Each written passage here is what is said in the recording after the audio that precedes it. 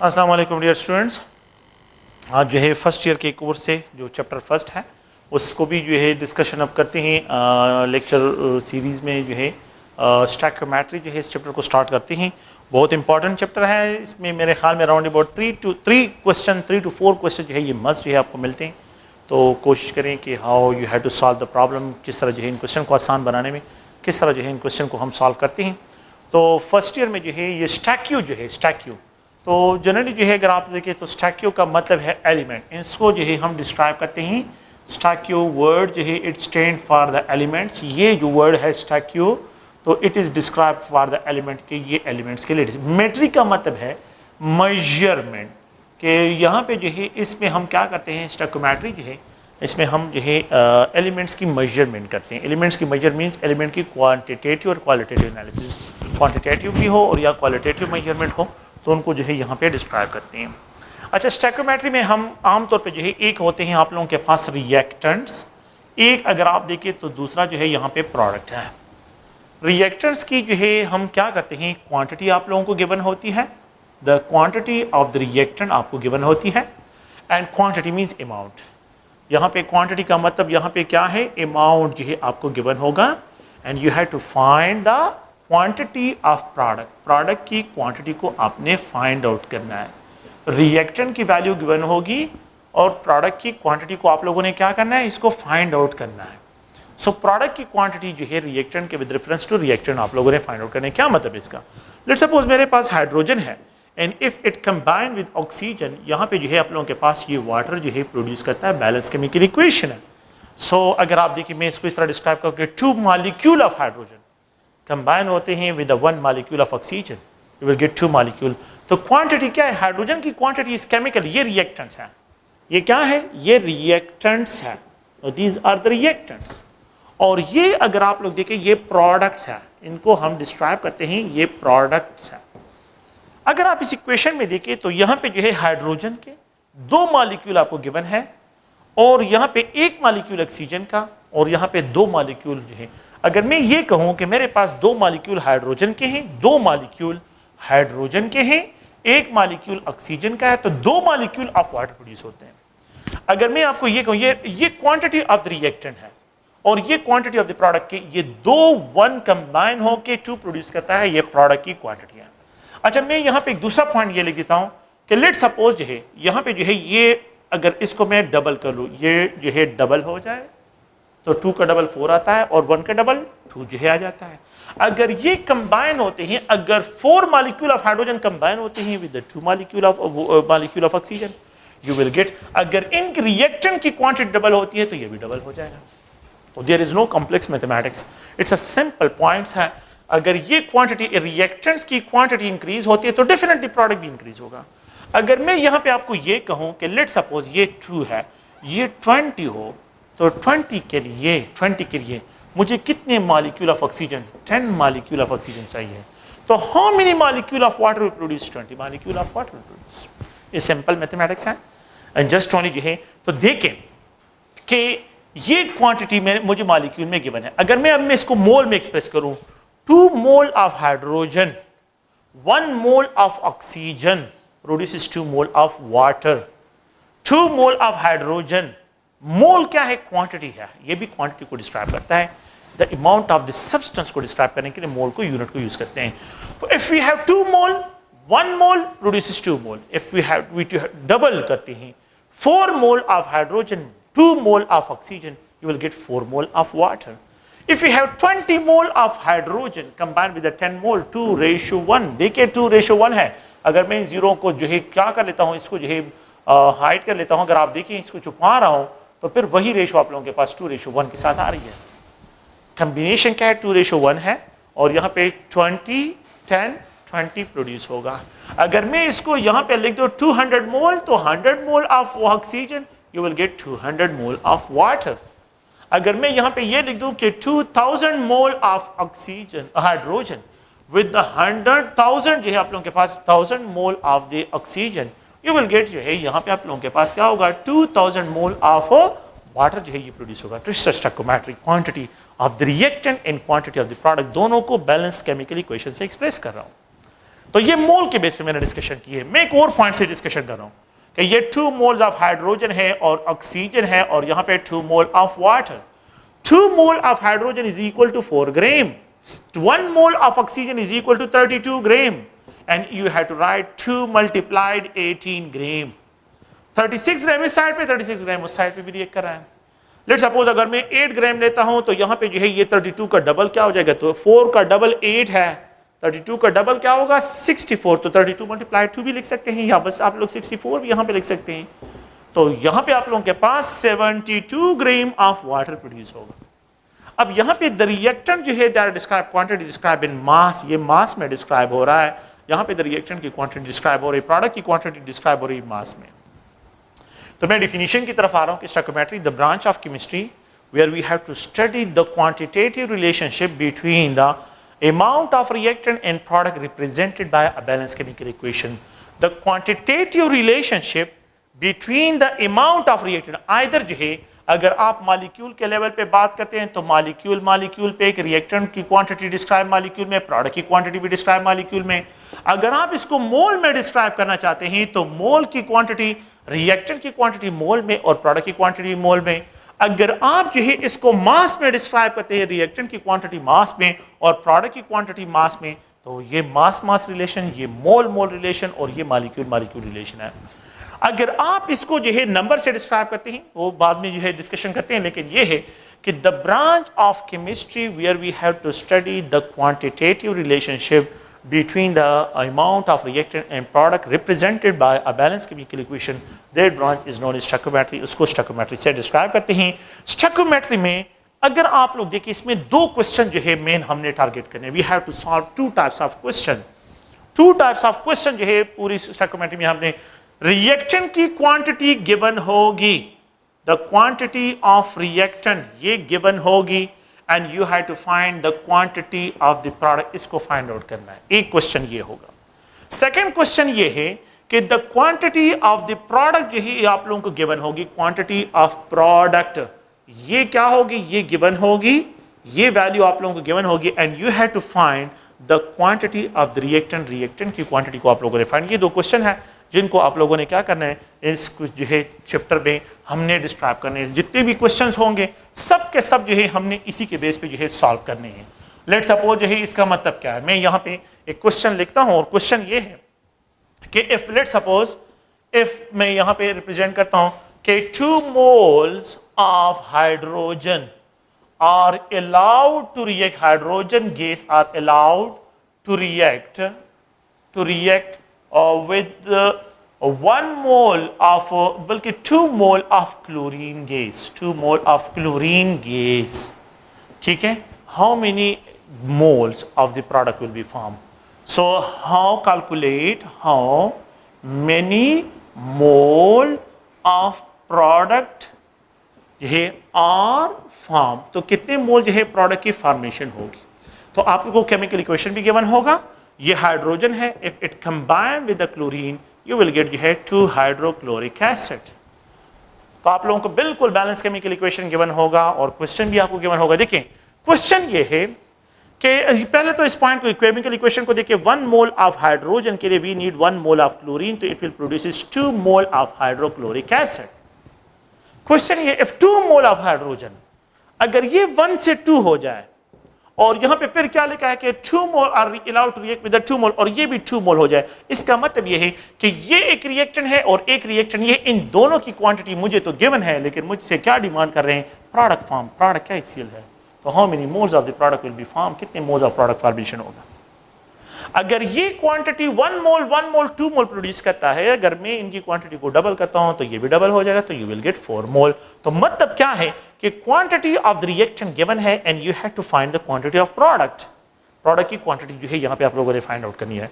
तो 1 मोल 2 मोल प्रोड्यूस करता है, 1 मोल 2 मोल प्रोड्यूस करता है, तो 2 मोल जो है वो 4 मोल प्रोड्यूस होगा। डेफिनेटली जब ये रिएक्टेंट की क्वांटिटी जो है डबल होगी तो प्रोडक्ट की क्वांटिटी भी डबल होगी। तो ये 2 मोल है, तो 2 mole of hydrogen if it is allowed to react with the 2 mole it will produce 4 mole of HCl जो है ये प्रोड्यूस करेगा, दैट विल जनरेट 2। तो देखिए क्वेश्चन, पहला क्वेश्चन क्या है कि the quantity of the reactant आप लोगों को गिवन है and you have to find the quantity of product represented by balance chemical equation. Balance chemical equation आपको गिवन होगा।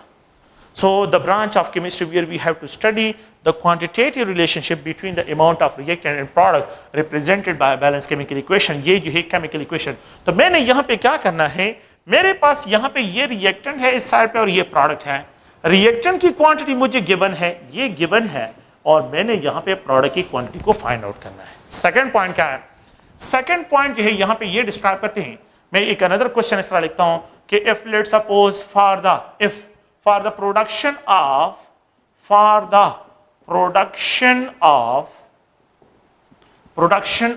10 mole of HCl, 10 mole of HCl, how many mole of reactants, ठीक है, hydrogen and chlorine are allowed to react, कितने मोल जो hydrogen और chlorine को react करें कि it produces 10 mole of HCl के 10 मोल ऑफ HCl प्रोड्यूस करे। फिर बैलेंस केमिकल इक्वेशन आपको गिवन होगा, हाइड्रोजन क्लोरीन और यहाँ पे ये 2HCl है। प्लीज इस क्वेश्चन को देखें। For the production of 10 mole of HCl, 10 मोल 10 इसके मोल गिवन है, इसकी क्वांटिटी गिवन है, और डिमांड क्या है, डिमांड ये है कि कितना रिएक्टेंट मुझे चाहिए इतनी प्रोडक्शन के लिए। You have to find these values, आप लोगों ने इस वैल्यूज को फाइंड आउट करना है। अभी मैंने डिस्कस कर लिया 1 mole of hydrogen 1 mole of chlorine जब कंबाइन होता है तो 2 मोल प्रोड्यूस करता है। अगर ये 4 मोल हो जाए तो ये 2 मोल हो जाएगा, ये भी 2 मोल हो जाएगा। अगर ये 10 मोल हो जाए, लेट्स सपोज है अगर मैं इसको 10 करूं, देखिए 2 का हाफ 1 मोल, 2 का हाफ 1 मोल, तो half mole 2 mole, half mole of chlorine 1 मोल, मतलब ये 2 का हाफ आ रहा है ना, तो 2 का हाफ 1 आ रहा है। अगर ये 10 मोल मुझे चाहिए तो क्वेश्चन ये है for the production of 10 mole of HCl, तो 1 कंबाइन होके 2 प्रोड्यूस करते हैं, तो 10 मोल ऑफ HCl। तो आप देखिए प्रोडक्ट की क्वांटिटी गिवन है and you have to find यहाँ पे जो है रिएक्टेंट्स की क्या क्या वैल्यूज हैं, उनको जो है अपने यहाँ पे फाइंड आउट करना है। तो देखें, तो 2 का हाफ 1 है, तो 10 का हाफ क्या आता है 5। ओके, 2 का हाफ 1 है, ये 1 मोल 2 प्रोड्यूस करते हैं, 1 मोल 2 प्रोड्यूस करता है, तो अगर ये 10 है तो ये 5, तो ये भी 5 होगा, तो 5 कंबाइन होकर 10 प्रोड्यूस करते हैं।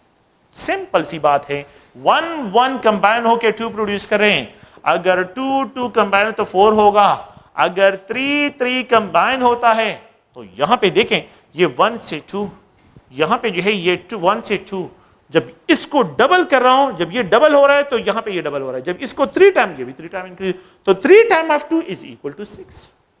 अगर ये 4 हो जाए, 4 हो जाए तो ये 8 हो जाएगा, और अगर ये 5 हो तो ये 10 हो जाएगा। तो ये सिंपल कैलकुलेशन है, इसमें कोई इस तरह की कॉम्प्लेक्स मैथमेटिक्स नहीं है, लेकिन आपने रेशियो को ज़हन में रखना है। So the branch of chemistry where we have to study the quantitative relationship between the amount of reactant and product represented by balanced chemical equation, that branch is known as stoichiometry, इसको stoichiometry से describe करते हैं।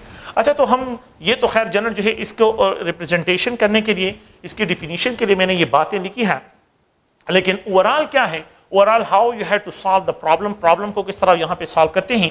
तो mostly जो है जब भी हम केमिस्ट्री में बात करते हैं तो आम रूटीन लाइफ में जो कैलकुलेशंस हैं उन रूटीन लाइफ की तरफ कैलकुलेशन हमने करनी है। इस पे सेकंड पॉइंट ये है कि हमने यहाँ पे कुछ और पॉइंट्स जो है वो है रिलेटिव एटॉमिक मासेस और relative molecular masses, relative atomic mass scale, relative atomic mass scale.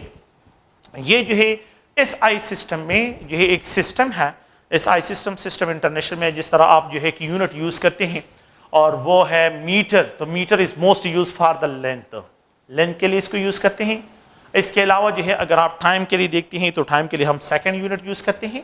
अगर हम किसी शॉपकीपर के पास जाते हैं और उससे डिमांड करते हैं कि मुझे जो है ये चीज़ चाहिए, तो हम उसको कहते हैं शुगर चाहिए, तो हम उसको कहते हैं मुझे 1 kg शुगर चाहिए, मुझे 2 kg शुगर चाहिए, मुझे जो भी डिमांड होते हैं रूटीन लाइफ में, जब मैं उसको 1 kg में बात करता हूँ तो वो समझ जाता है आसानी के। तो kg क्या है, kg जो है ये यूनिट है। अगर आमतौर पे हम जो है जिस तरह ये यूनिट डिस्क्राइब करते हैं, लेकिन अब मैं इस तरह नहीं कह सकता हूँ कि मुझे 1 kg एटम चाहिए, कि मैं जब एक दूसरे के साथ कम्युनिकेशन करते हैं ना तो वो इस तरह नहीं कहते कि मुझे 1 kg एटम मैंने लिया या 2 kg एटम मैंने, वो इस तरह की बातें नहीं करते।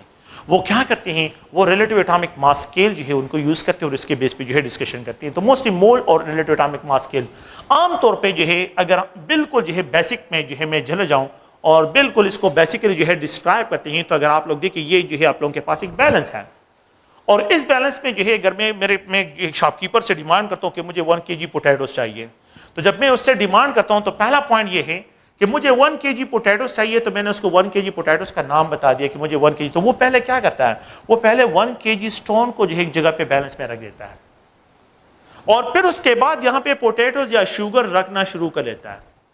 और जैसे ही जो है ये दोनों इक्वल हो जाते हैं ना, जिस पॉइंट पे ये इक्वल हो जाते हैं, मुझे तसल्ली हो जाती है कि यार ये जो है मेरे साथ कोई धोखा नहीं कर रहा है, इसने मुझे एग्जैक्ट 1 kg पोटैटोस ही दिया है या 1 kg शुगर दिया है। तो इस 1 kg स्टोन को जो है जो यहाँ पे यूज किया गया है, it is use as a reference standard, it is use as a reference, जिसको डेली लाइफ में हम क्या करते हैं, as a reference standard use करते हैं। It is use as a reference standard और इसके साथ थिंग्स को मैयर करते हैं। तो मैंने क्या कहा, 1 kg स्टोन, मुझे 1 kg शुगर चाहिए, तो मैंने जब उसको बता दिया तो वो पहले क्या करता है, देखें मैंने ये बता दिया, वो पहले 1 kg स्टोन को रख देता है, फिर उसके बाद पोटैटोस के नंबर डालता है और जब ये डालते हैं जैसे ये बैलेंस हो जाए, जैसे ये इक्वल हो जाए, तो मुझे तो बिल्कुल जो है मतलब ये बैलेंस हो जाए तो हम कहते हैं कि इसके 1 kg पोटैटोस की जो है अमाउंट है वो भी जो है अब 1 kg 1000 ग्राम के बराबर है। एक क्वेश्चन, तो ये गिवन है, मैंने इसको क्या कर लिया, फाइंड आउट कर लिया with the reference of this 1 kg stone. मैंने जो है पोटैटोस के मास को फाइंड आउट कर लिया। अब घर में जो है लेट्स सपोज जो है किसी जो है एक जमींदार है, उसके घर में बहुत ज्यादा है पोटैटोस या शुगर उसके घर में ज्यादा है, तो उसके जो है जितनी जरूरियात है उससे ज्यादा है। अब वो शॉपकीपर के पास जाता है और शॉपकीपर के पास जब चला जाता है उसको जो है देता है कि यार ये लो और ये चीज जो है मेरे घर में ज्यादा है और ये आप लें, और ये जो है 10 kg है या 5 kg है या जो है 10 kg है, जितना भी वो बताता है।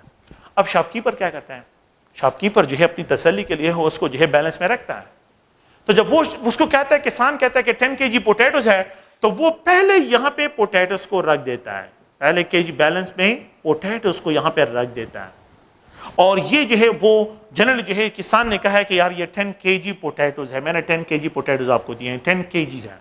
अब ये मुझे जो है गिवन है, ये वैल्यू गिवन है, तो अब शॉपकीपर क्या करता है, एक 1 kg स्टोन रख देता है, फिर उसके बाद दूसरा डाल देता है, तीसरा डाल देता है, चौथा डाल देता है, पांचवा डाल देता है, 6 7 8 9 10। जैसे ये 10 kg स्टोन वो यहां पे कंप्लीट कर लेता है और अगर ये इसके बराबर हो तो उसको तसल्ली हो जाती है कि नहीं ये मेरे साथ, ये किसान मेरे साथ धोखा नहीं कर रहा है। अब ये वैल्यू पोटैटोस की वैल्यू गिवन है and you have to find the number of the 1 kg stone, 2 3 4 5 6 7, ये number with reference to this find कर रहे हैं। The same situation with stoichiometry. Reactants जो है, जिस तरह मैंने यहां पे डिस्कस किया कि ये रिएक्टेंट्स है और ये प्रोडक्ट्स हैं, रिएक्टेंट्स की वैल्यू गिवन है, you have to find product.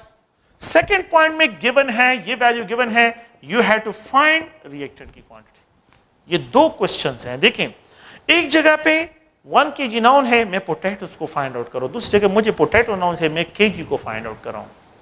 सिर्फ जो है इनवर्स है और इसमें कोई डिफरेंस नहीं है।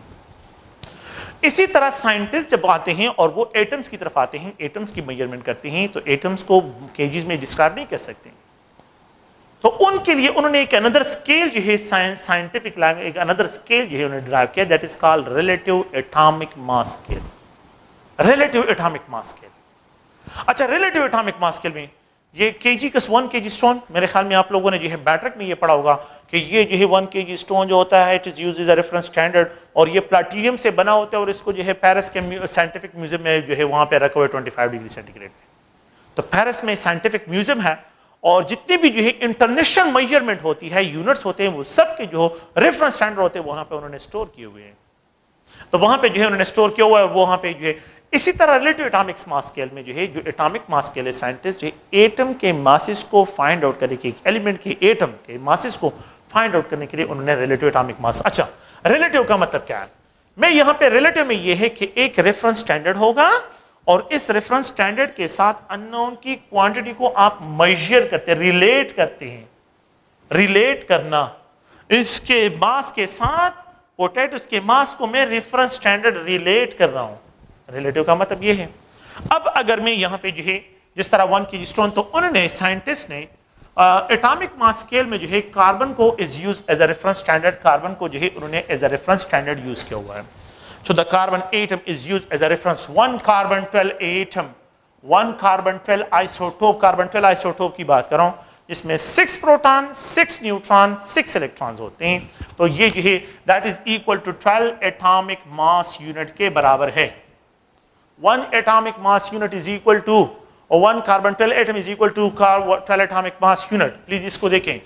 अगर हम आमतौर पे देखें तो एक दर्जन में 12 नंबर्स होते हैं.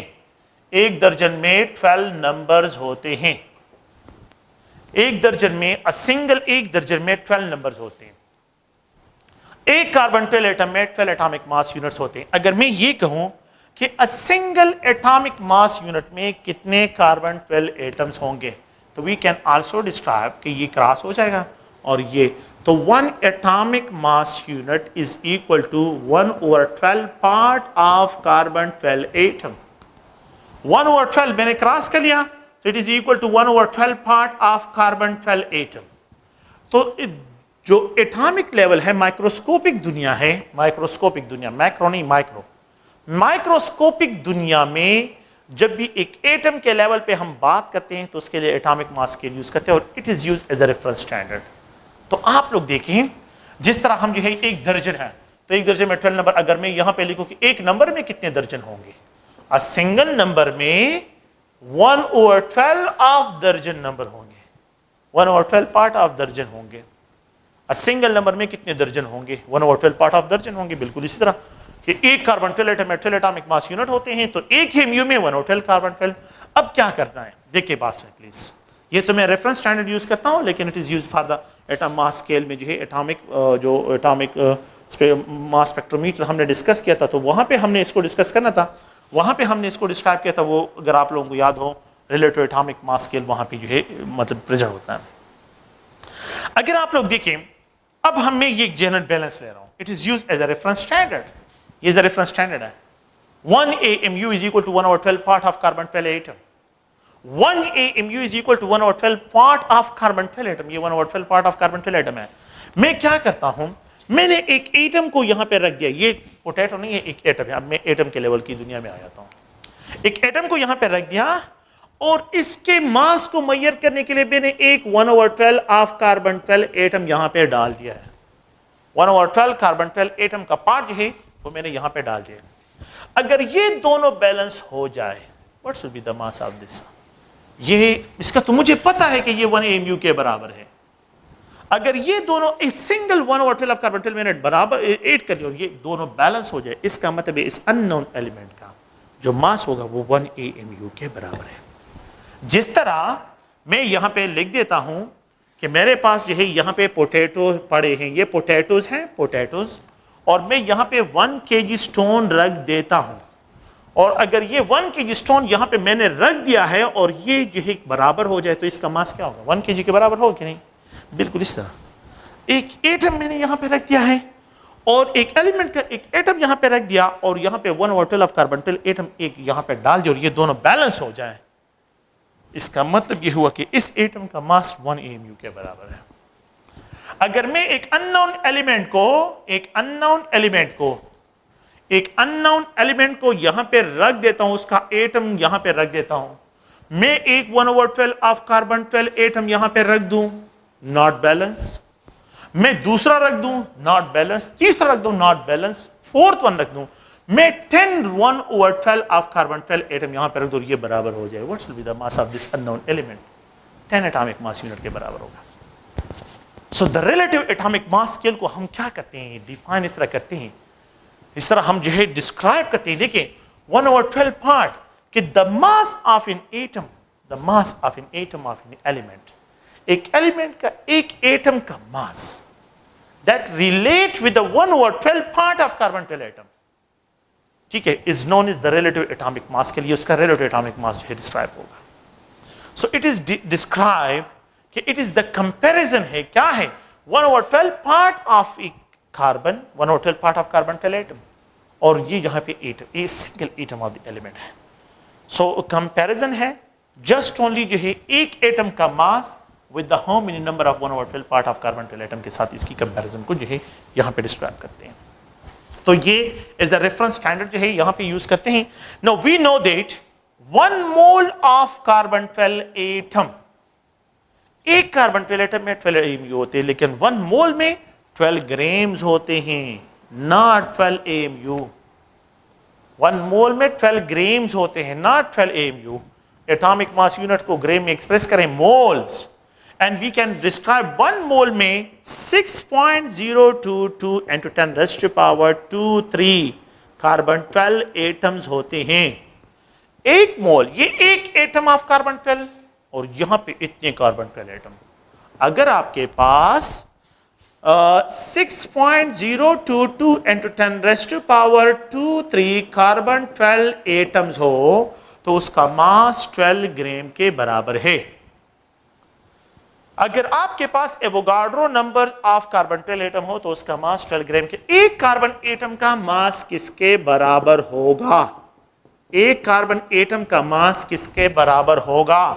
तो यहां पे इसको क्रॉस करें और यहां पे ये लेके आए तो a single carbon 12 atom is equal to 12 gram divide by 6.022 into 10 raised to power 23 इसके बराबर है।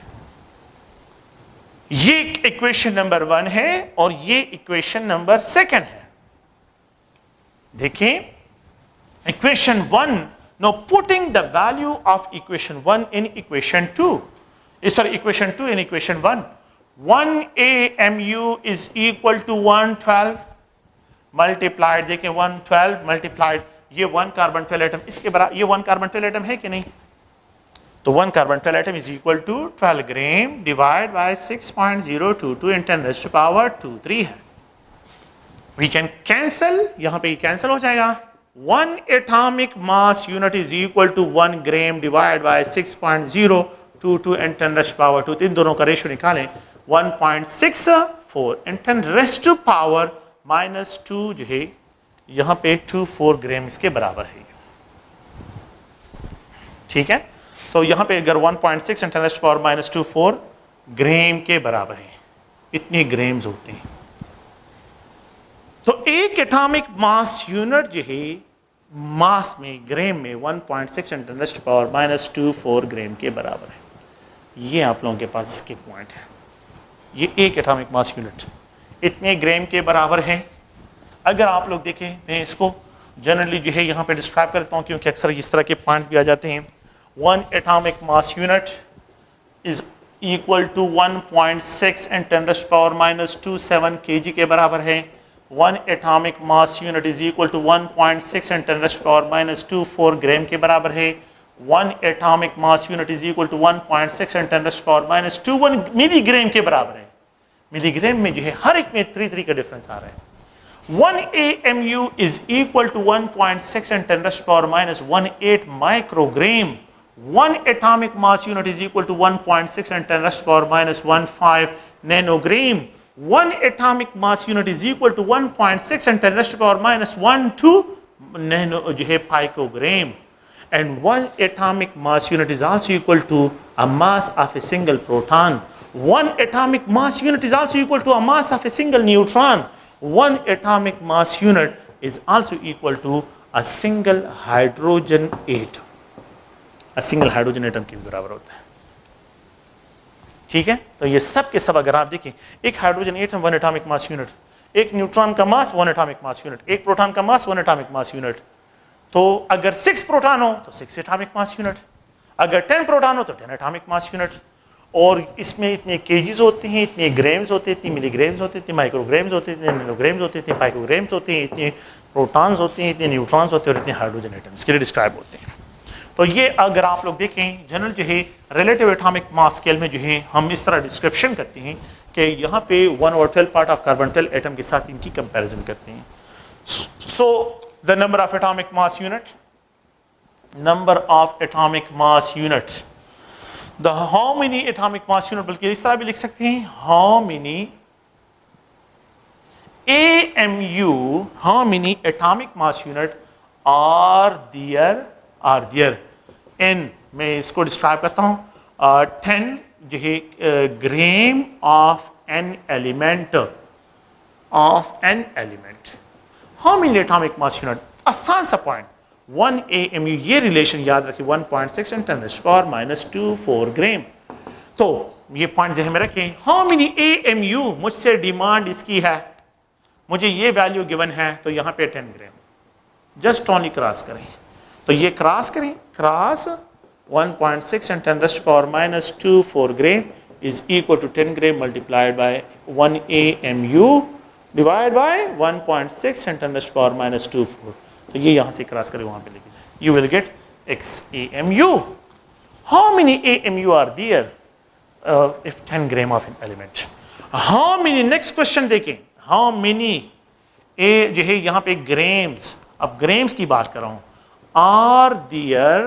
are there in, इसको डिस्क्राइब करता हूँ, 50 AMU of an element। अच्छा, अगर आपके पास एलिमेंट्स जो है उसके ग्राम्स जो है फाइंड आउट करने और AMU गिवन हो, क्या करें, आप देखें 1 AMU में 1.6 × 10⁻² ग्राम्स होते हैं, you have to find x gram, और कितने AMU गिवन है, 50 AMU गिवन है, 50 AMU गिवन है, क्रॉस करें, just only cross, x gram will be 1.6 × 10⁻² gram multiplied by 50 AMU आप लोग कर सकते हैं। यू कैन इजीली फाइंड, अगर आपको केजी में गिवन हो तो ये रिलेशन यूज करें, अगर ग्राम में गिवन हो तो ये रिलेशन यूज करें, अगर मिलीग्राम में हो, माइक्रोग्राम में हो, नैनोग्राम में हो, पाइकोग्राम में हो, प्रोटॉन नंबर में हो, न्यूट्रॉन नंबर में हो, हाइड्रोजन एटम में हो। ये सारे पॉइंट है आप लोगों ने क्या करना है, इनको याद रखना है और इनको ज़हन में रखना है। एटॉमिक मास यूनिट में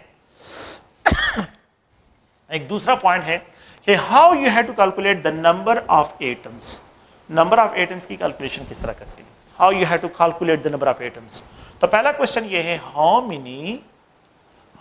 many atoms are there, how many atoms are there.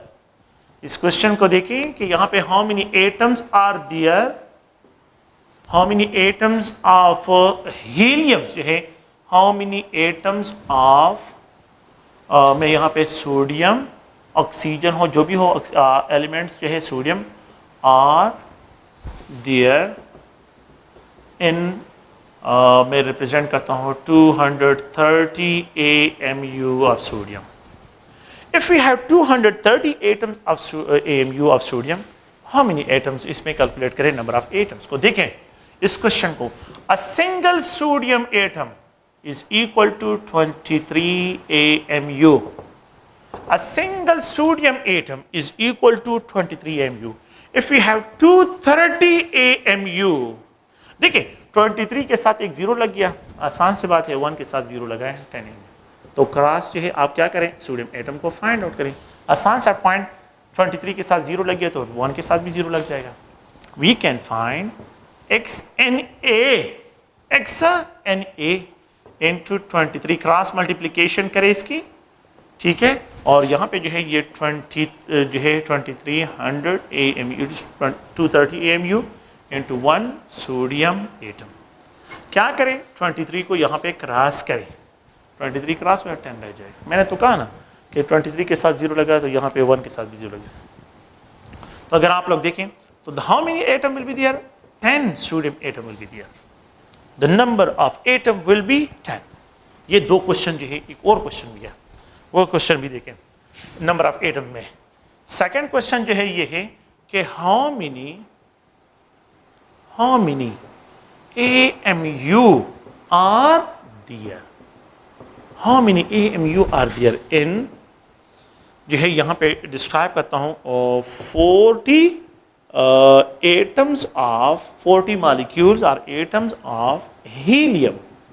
If we have 40 atoms of helium, तो how many AMU are there? इसमें कितने AMU होंगे? आसान सा point, a single helium atom, molecular atom is equal to 4 AMU के बराबर है। And if we have 40, तो how many AMU will be there? Just cross करें, इसको क्या करें, क्रॉस करें, तो 1 हीलियम एटम इसके साथ क्रॉस करें तो 4 × 40 AMU आप लोगों के पास जो है यहाँ पे रह जाएंगे। तो ये राउंड अबाउट जो है अगर आप देखें तो ये 160 AMU जो है आपके पास होंगे। तो एक में जो है 4 AMU होते हैं, तो 10 में जो है 40 हो जाएंगे। 20 में जो है अगर इसको 20 कर लेता हूँ तो 40 से जो है ये 80 हो जाएंगे। अगर मैं इसको 30 कर लेता हूँ तो ये 120 हो जाएंगे, और अगर मैं इसको 40 कर लेता हूँ तो ये 160 हो जाएंगे। तो वही 160 MU आप लोगों के पास इसकी वैल्यू आ जाएगी। ठीक है, तो ये एक जनरल रिलेशन है, इनको आप लोगों ने जहन में रखना है। AMU में जो है एक जो है मासेस इंटर कन्वर्जन, ये आप लोगों ने एटॉमिक मास यूनिट और मास केजी में, मिलीग्राम में, माइक्रोग्राम में, जो भी आप लोगों को ये है, यहाँ पे मैंने एक इंटर कन्वर्जन ये डिस्कशन की है, एटॉमिक मास यूनिट और मास इंटर कन्वर्जन। दूसरा जो है मैंने ए नंबर ऑफ एटम्स, ठीक है, और AMU में इंटर कन्वर्जन, ये AMU number of atom and AMU second relation ये है।